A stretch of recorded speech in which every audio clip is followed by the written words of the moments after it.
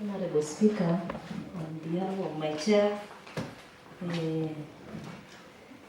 Committee on Education, Vocational Training, Youth and Sports, Honorable Speaker, I wish to move a motion that in this Honorable Assembly adopt the report of the Committee on Education, Vocational Training and Sport. The committee observation and findings are as follows.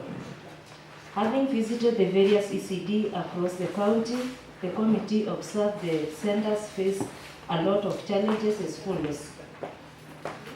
Number one, there are inadequate tools and skills for assessing and identifying learners with special needs, and the ECD centers lack appropriate assistive resources of learners with disability, such as low blackboards, rails, and the equipment used by the learners with physical disability.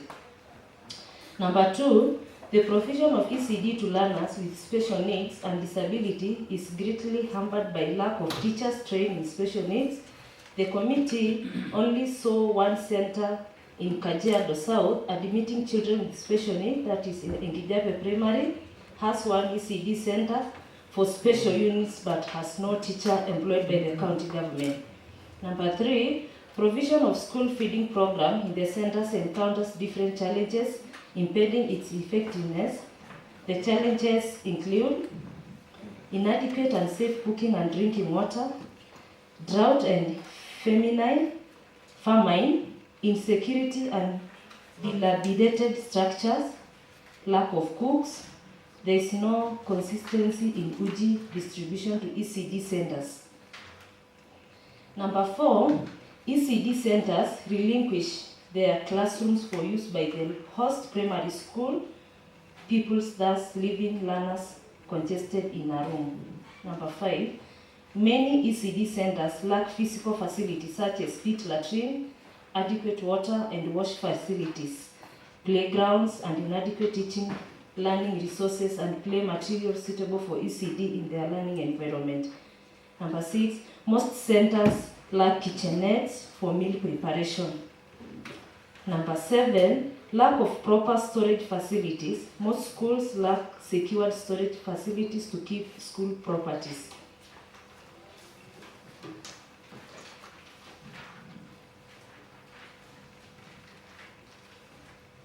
Number eight, shortage of learning and teaching material, example charts of the pupils, pen, chalks, textbooks and Bibles, etc. This has led to many pupils sharing materials to manage their studies. Number nine, ECD co-curriculum activities are not budgeted for. Number 10, most of the ECD schools lack first aid kits for the pupils. This has led to inconvenience in terms of emergency in schools. The pupils are forced to go home to seek medication attention whenever they are unwell, injuries, stroke accidents, occurrence at school. Number 11, there is no budget allocated for the employment of cooks in school. Hence, BOM in some schools are forced to look for alternatives to pay for cooks to make the UJI program for the kids. Most centers lack a pit latrine segregated for ECD pupils as recommended in the Basic Education Act, which provide that should have washroom for learners segregated by age and gender. Most of the ECD projects are incomplete, or the contractors did a shoddy job, yet the same has been paid for. On the same note, the committee found that in Kibiko Primary, an ECD class was constructed by the contractor, left the structure unfinished, and he was never paid. He threatened the school head teacher that he will demolish the classes. Teachers' rationing is very low in most schools. This becomes a challenge to service delivery, considering some schools having high turnout of pupils. Example, Nakel ECD and Arap Moi ECD.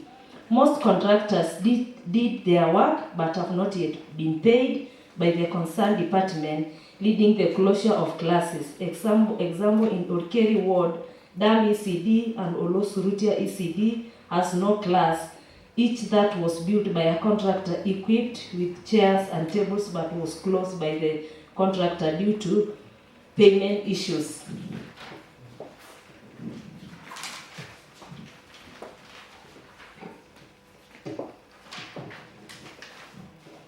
Honorable Speaker, the committee recommendation are as follows. Based on the foregoing, the committee recommended that the department need to recruit teachers, train on special needs, and consider budgeting appropriate assistive resources for learning with disability. Number 2, that the county should adapt one architectural plan for ECD center, that is comprising of 2 standard classroom and office, a kitchenette, and a store, and a lavatory block for both boys and girls. Modern ECD is recommended by the Ministry of Education. Example, in Kumba ECD and Ngwele ECD has a modern center. Number 3, that the department should ensure supervision of ECD projects during construction and should consider the following. The implementation committee to put in consideration the following comments as they continue issuing out contracts before planting any structure in any educational institution or village. Let the sub-county coordinator, administrator be informed for closure, supervision of the infrastructure at an early stage. Project be evaluated in the following stages and paid as per stage. Substructure, superstructure, roofing stage. The retention payment to be done after furnishing the structure with chairs, table, cupboards, etc. or as per the BQ. In all evaluated stages, in the technical personnel should be present. The school BOM should be involved in the monitoring and evaluation of the project. The drawing of the structure to be availed to the sub-county office. That there is need for regular inspection of ECD centers by quality assurance officers, stroke QAO, to ascertain syllabus coverage in ECD. That the county government, in conjunction with the Department of Education, needs to consider the allocation and population of the pupils before laying down any ECD center to improve enrollment of the pupils. I beg to move.